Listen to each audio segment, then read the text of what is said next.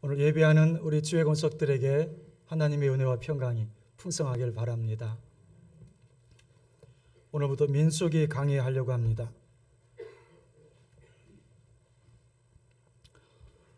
민수기라고 하는 성경의 제목은 백성들의 인구조사 기록이라고 하는 뜻인데, 히브리어를 헬라어로 번역한 70인역 제목 아리트모이에서 유래한 말입니다. 이 말은 숫자들이라는 뜻이에요. 그래서 영어 성경은 numbers라고 하는 말을 붙인 것입니다. 민수기는 이스라엘 민족이 출애굽 2년경 시내산을 출발해서 출애굽 40년경 모압 평지까지 도착할 때까지 약 38년의 출애굽 광야 시대 역사를 기록한 책이에요. 그 과정에서 선민 역사의 주역이 출애굽 세대에서 출애굽 이후 세대로 바뀌는 과정도 기록되어 있습니다. 민수기의 집필 동기와 목적, 배경을 좀 더 살펴보면 민수기는 먼저 출애굽 1세대에 포커스를 맞춥니다. 그들은 장자재앙과 홍해도화라고 하는 놀라운 출애굽 사건을 통해서 구원받았고 시내산 언약을 통해서 하나님의 백성이 되는 벅찬 감격을 직접 경험한 세대예요. 하지만 오히려 하나님께 가데스 바네아에서 반역해서 부득불 하나님은 그들을 징계하실 수밖에 없음도 강조되어 있습니다. 그 심판은 공정하고 철저하게 이루어져서 가데스 바네아 사건 이후 20세 이상이었던 당시 세대들은 단 한 사람도 여호수아와 갈렙을 제외하고는 단 한 명도 가나안 땅을 밟을 수가 없게 된 사실도 언급되어 있습니다. 하지만 하나님은 그토록 심한 배반을 당하셨음에도 불구하고 범죄 당사자만 심판하셨을 뿐 한 번 택한 이스라엘 백성들을 버리지는 않으셨어요.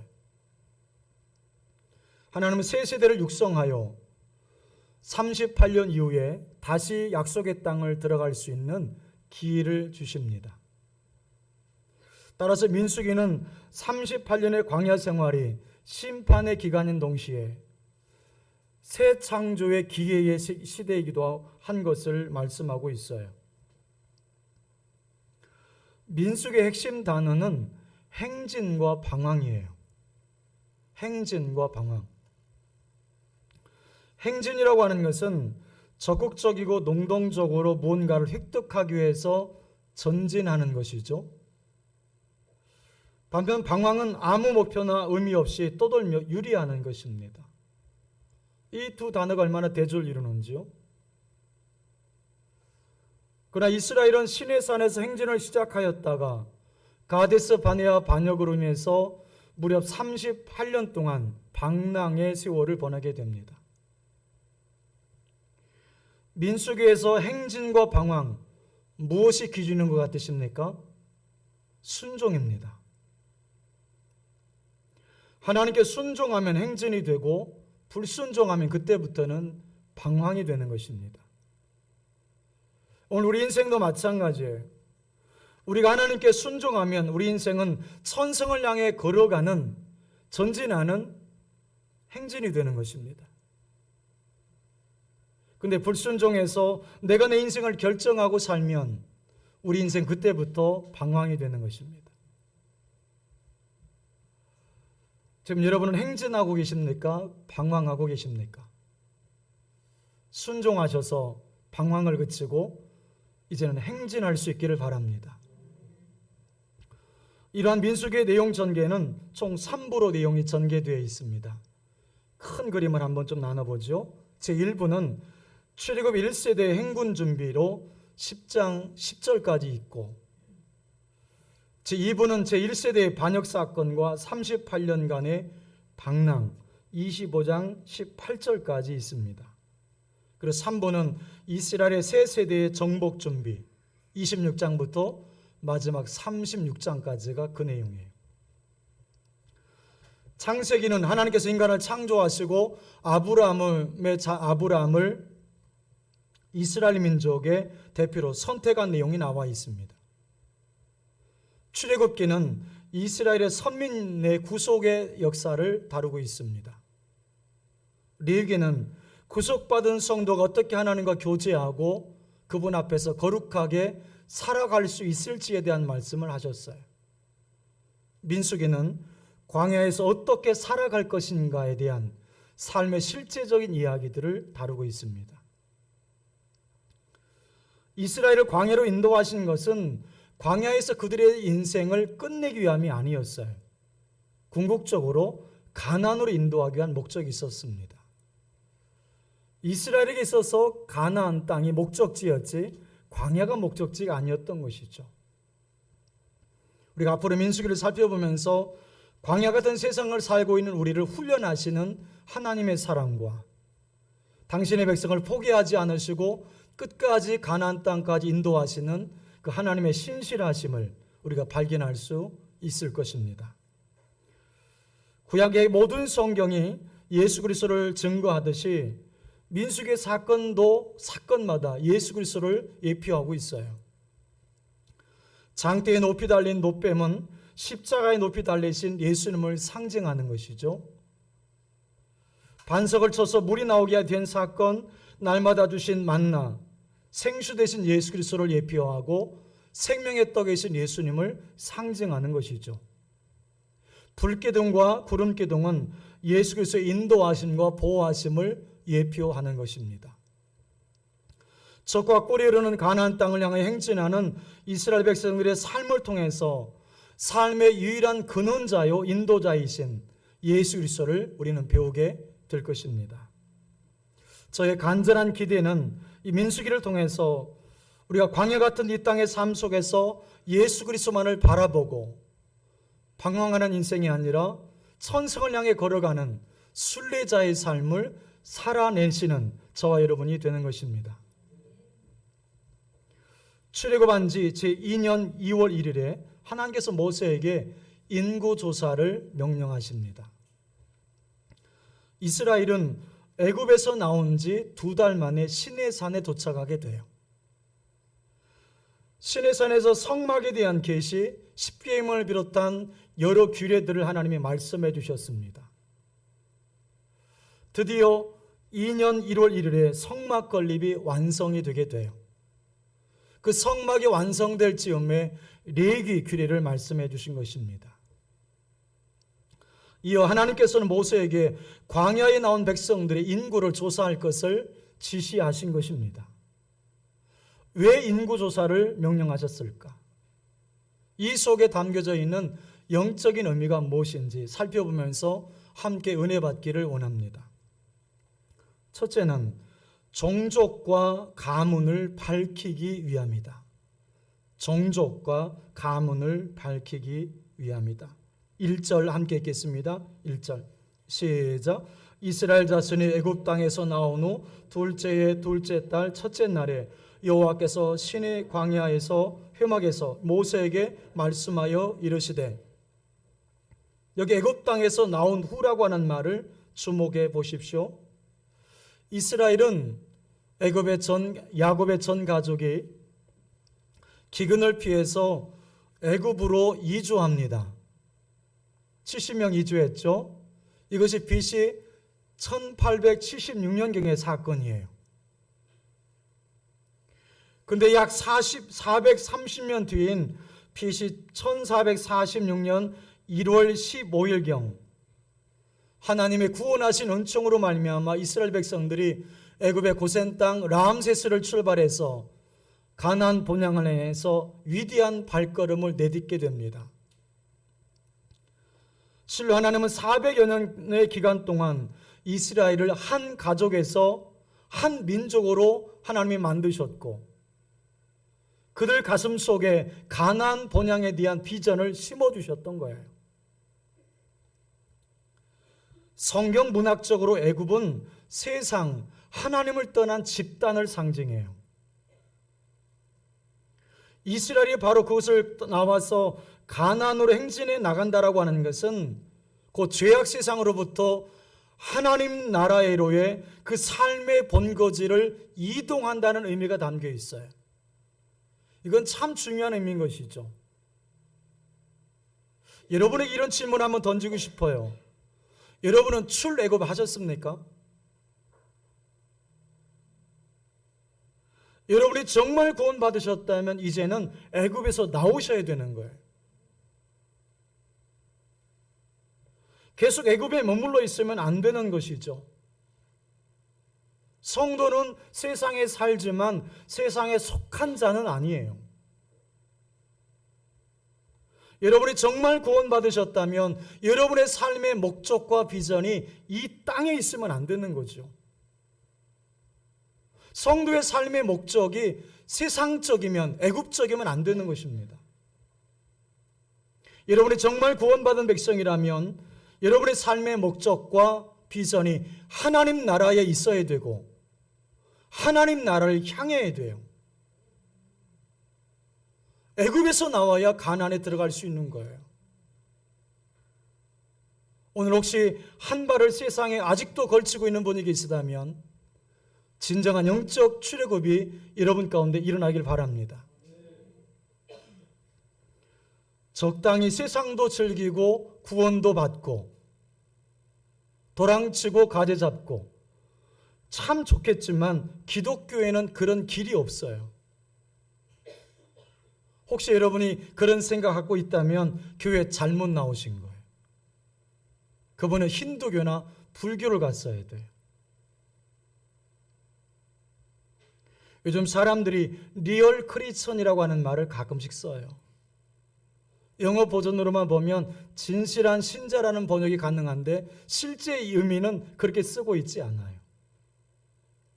리얼 크리스천이라고 하는 것은 아주 젊은 나이에 명문대학을 졸업해서 고시 합격했거나 외국의 명문대학에서 박사학위를 가지고 있고 혹은 사업에 성공한 사람이 교회에서도 인정받아서 교회 중직을 맡고 있는 사람을 가리켜요. 소위 뜨는 사람이에요. 즉 요즘 사람들이 이상적인 그리스도인으로 생각하는 사람들은 세상과 천국을 함께 거머쥔 사람이라고 생각하는 것 같아요. 그런데 예수님은 우리가 이 세상에서 두 가지를 다 가질 수 없다라고 말씀하세요. 둘 중에 하나는 포기해야 돼요. 구원을 받기 위해서 이 땅에서 좁은 길을 걷든지 아니면 이 세상을 즐기기 위해서 구원을 포기하든지 하셔야 돼요.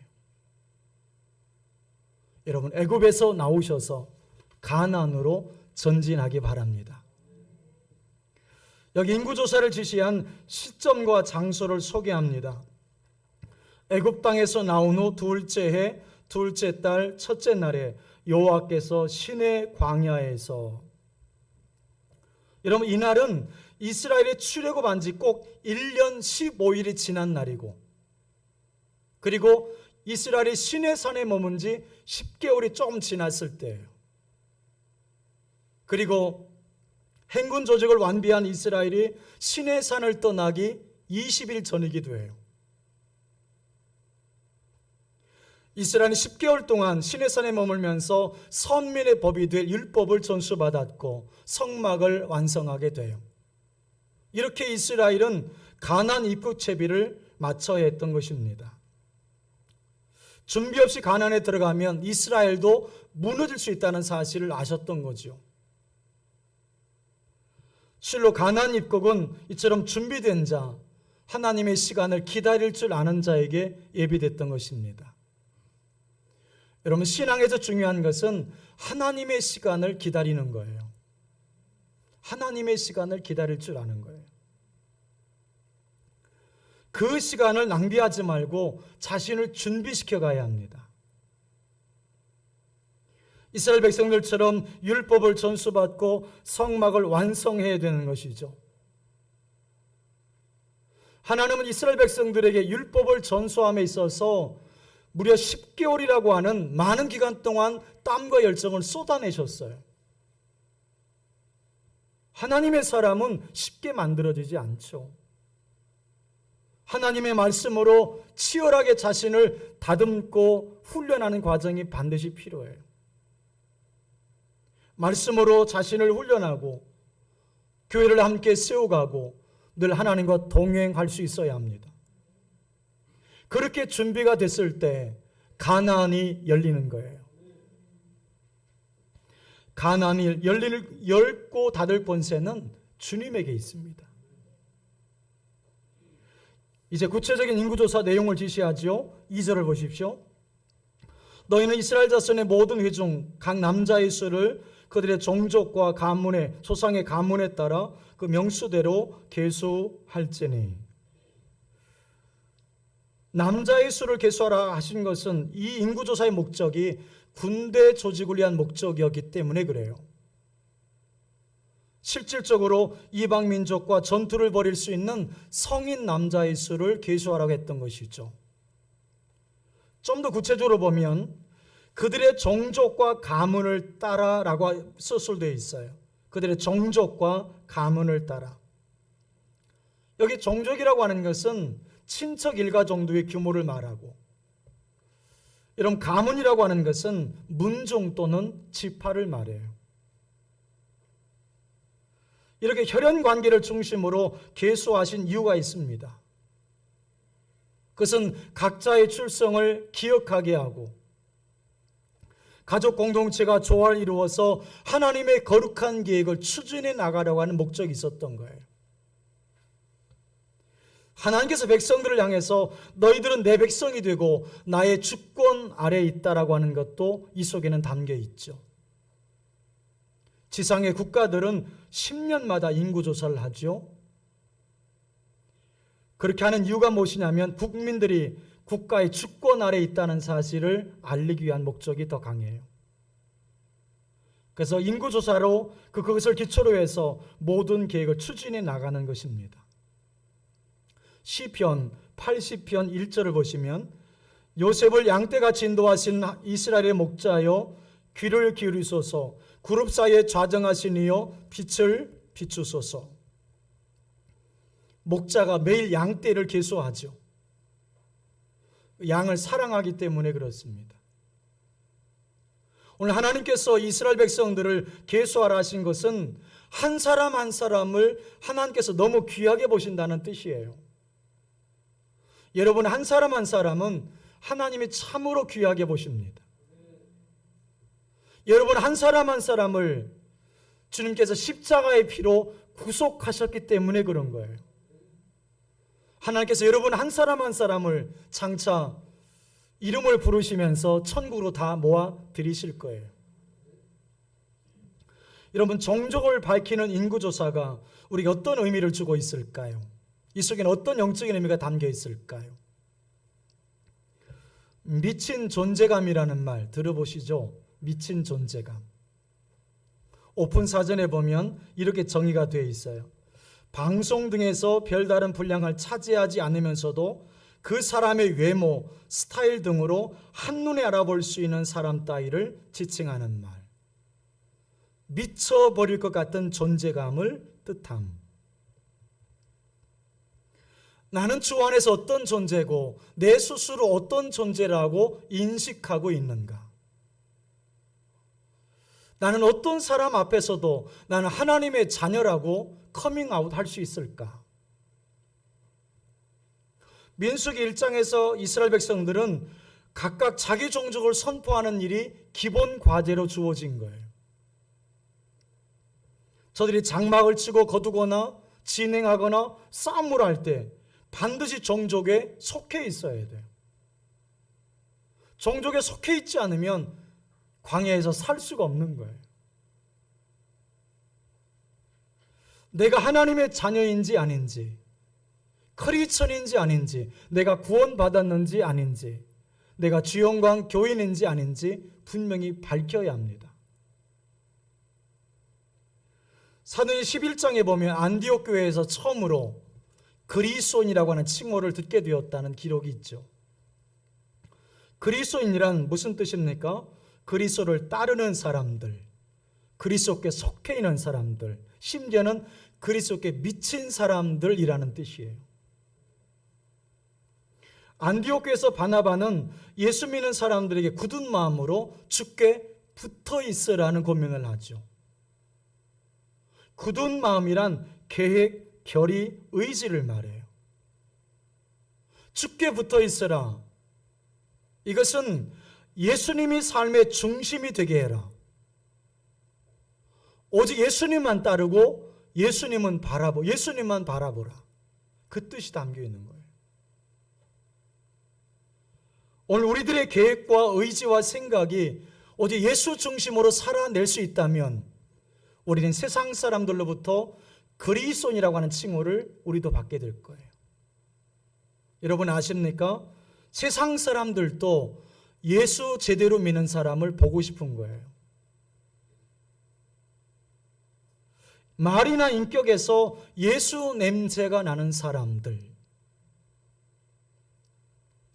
누가복음 14장 26절 27절에 보면 무릇 내게 오는 자가 자기 부모와 처자와 형제와 자매와 더욱이 자기 목숨까지 미워하지 아니하면 능히 내 제자가 되지 못하고 누구든지 자기 십자가를 지고 나를 따르지 않는 자도 능히 내 제자가 되지 못하리라.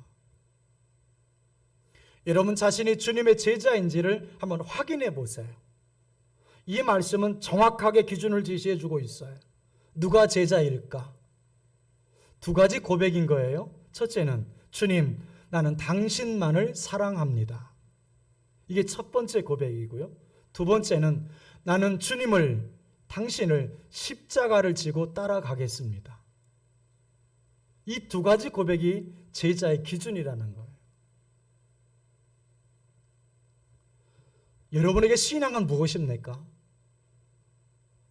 여러분에게 예배는 무엇이고 여러분에게 교회는 어떤 의미가 있는 것입니까? 그것이 본질이고 생명인지 아니면 옵션인지를 돌아보셔야 돼요.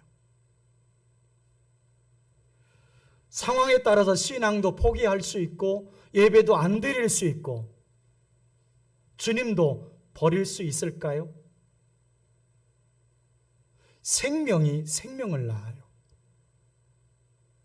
예수님의 생명이 예수님을 생명으로 받아들이는 자에게만 오는 거예요. 여러분에게 신앙과 예배가 결코 포기할 수 없는 생명이 될 때 여러분 그 능력이 여러분 가운데 임하는 거예요. 예수가 없어진 사람에게는 결코 예수의 생명이 오지 않습니다. 주님과 함께 살면서 주님을 위해 죽을 수도 있는 사람들, 이것이 그리스도인인 거예요. 1976년 8월에 로키드 사건을 통해서 일본의 다나카 수상이 물러나는 일들이 있었어요. 뇌물 사건과 관련된 이 수치스러운 사건을 일본 검찰이 수사하면서 다나카 수상을 소환하기 전에 그의 전속 운송기사였던 가사하라라고 하는 사람에게 소환장을 발부했어요.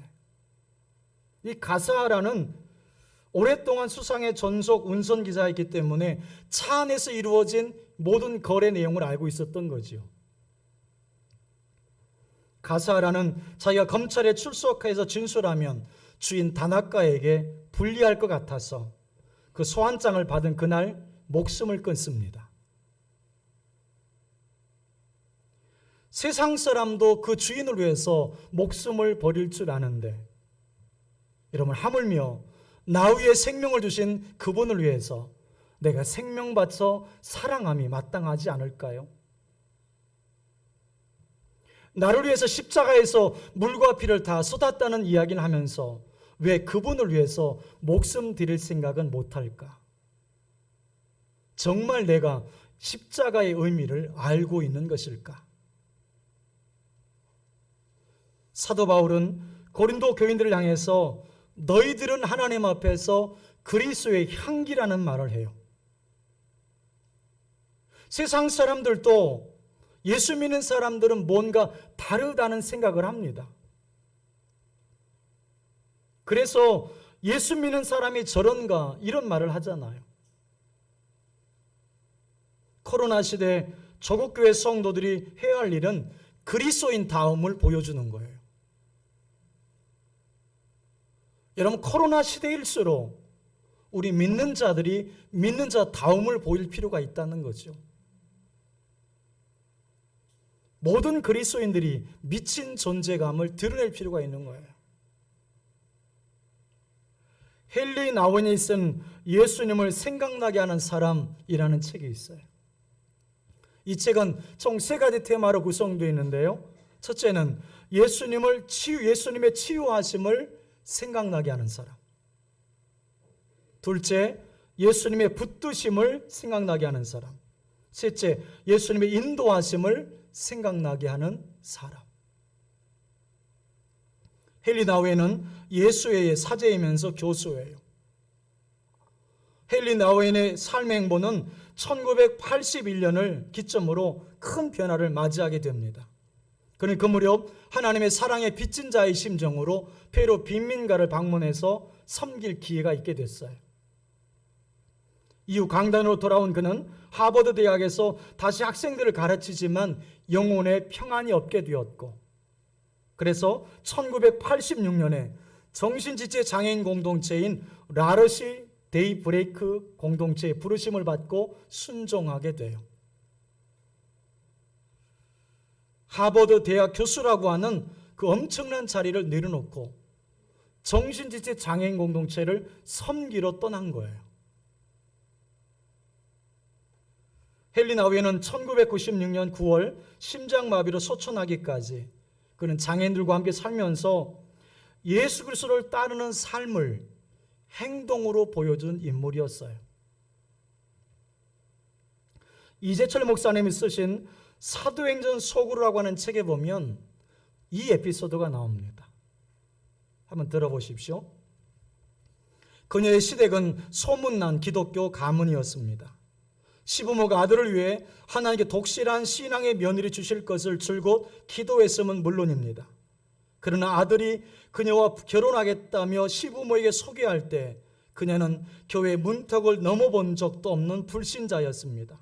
하필이면 믿지 않는 여자를 배우자로 선택한 아들에 대해 시부모님의 실망은 이루 말할 수 없었습니다. 그러나 시부모는 이내 마음을 추스리고 그녀에게 말했습니다.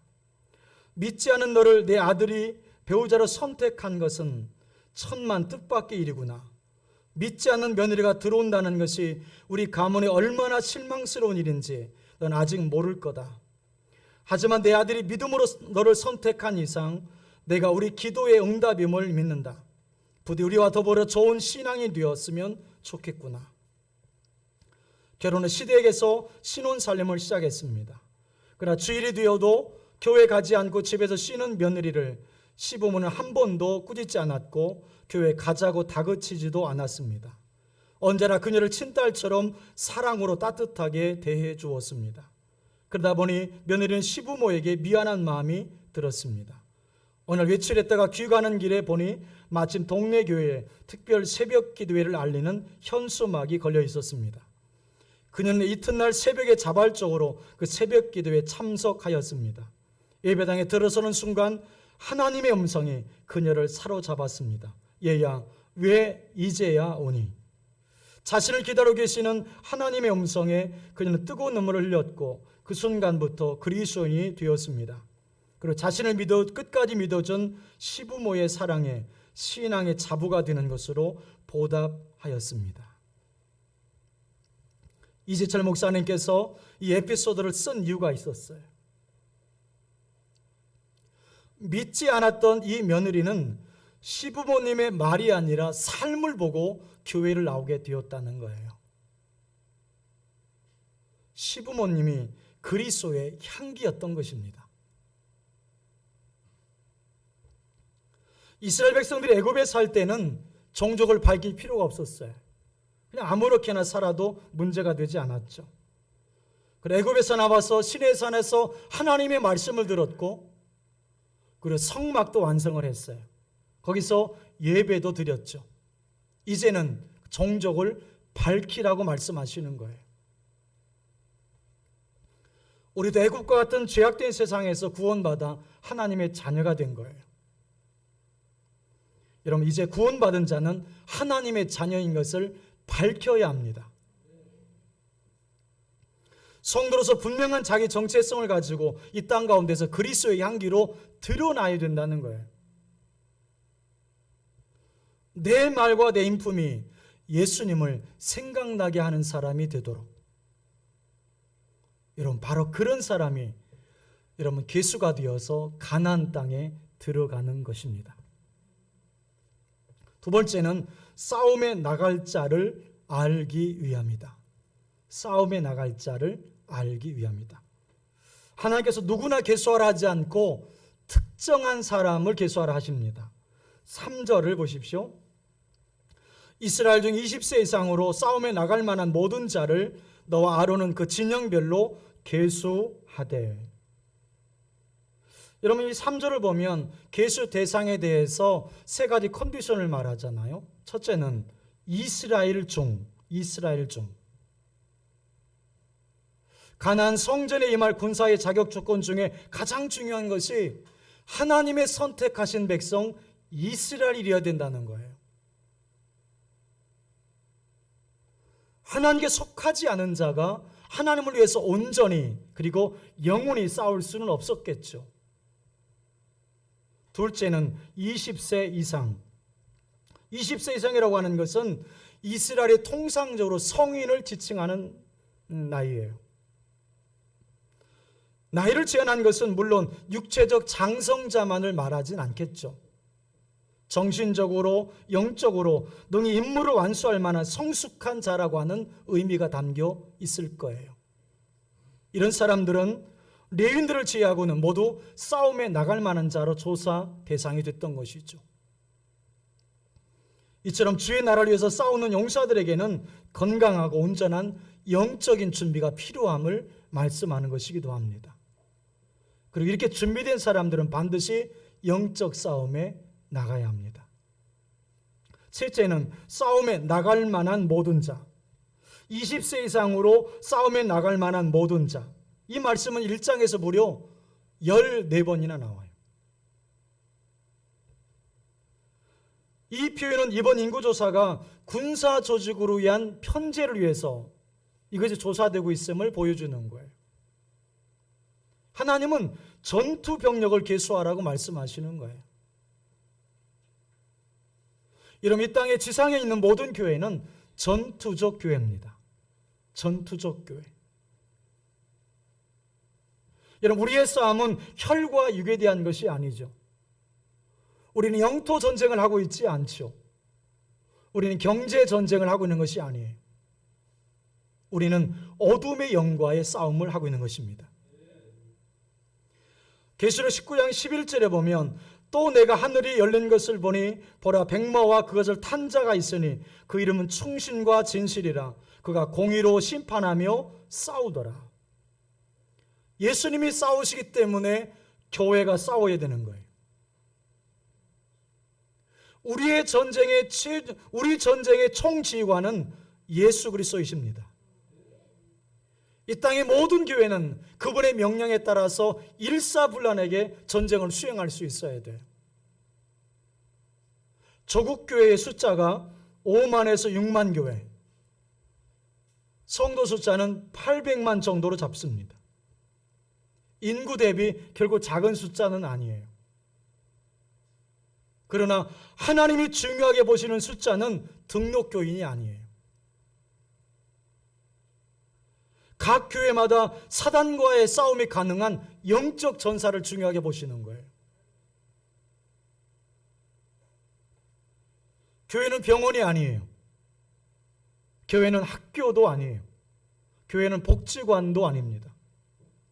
그런 역할이 교회에 없는 것은 아니지만 교회의 본질은 아니라는 거죠. 교회는 주님의 군대입니다. 교회는 주님의 명령을 따라 이 세상에서 영적 전쟁을 수행하는 하나님의 군대인 거예요.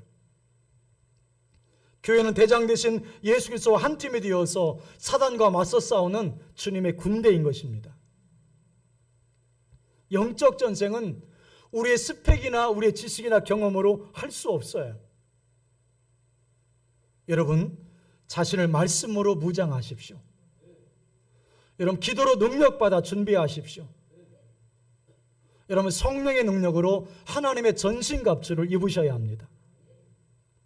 주님이 언제 명령하실지라도 담대히 나가 싸울 수 있는 영적 용사로 준비되셔야 합니다. 여러분, 주님이 승리하신 것처럼 우리도 반드시 승리할 거예요. 사랑하는 여러분, 우리는 광야 같은 세상을 살아가고 있어요. 여러분, 이 세상 속에서 분명하게 종족을 밝히면서 살아가야 합니다. 나는 크리스천입니다. 나는 하나님의 자녀입니다. 말이 아니라 삶으로. 여러분 자신을 말씀과 기도로 훈련하여서 여러분 자신을 전투병력으로, 십자가의 군병으로 준비시켜가는 일을 힘써야 돼요. 여러분, 그럴 때 날마다 선한 싸움을 싸워서 주님이 준비하신 가나안 본향을 향해 전진할 수 있는 것입니다. 저와 여러분에게 이 은혜가 입혀지기를 주님의 이름으로 축복합니다.